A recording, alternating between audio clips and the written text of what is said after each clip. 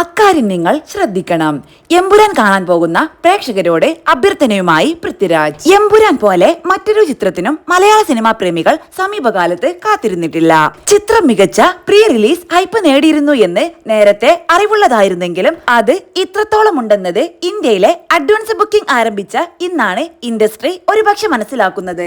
അതിനാൽ തന്നെ ആദ്യ ദിനം പോസിറ്റീവ് അഭിപ്രായം വന്നാൽ ചിത്രത്തിന്റെ ബോക്സ് ഓഫീസ് പൊട്ടൻഷ്യലും പ്രവചനാതീതമാണ്. ഇപ്പോഴിതാ എമ്പുരാൻ കാണാനെത്തുന്ന പ്രേക്ഷകരോട് അവർ ശ്രദ്ധിക്കേണ്ട ഒരു കാര്യത്തെക്കുറിച്ച് പറയുകയാണ് പൃഥ്വിരാജ്. സിനിമ പൂർത്തിയായാലും എന്റെ ക്രെഡിറ്റ്സ് കാണാതെ പോകരുതെന്ന് പൃഥ്വിരാജ് പറയുന്നു. ഹോളിവുഡ് റിപ്പോർട്ടർ ഇന്ത്യക്ക് മോഹൻലാലുമൊത്ത് നൽകിയ അഭിമുഖത്തിലാണ് പൃഥ്വിരാജ് ഇക്കാര്യം പറയുന്നത്. മൂന്നാം ഭാഗം നിങ്ങളെ തീർത്തും വ്യത്യസ്തമായ മറ്റൊരു ലോകത്തേക്കാവും കൊണ്ടുപോവുക.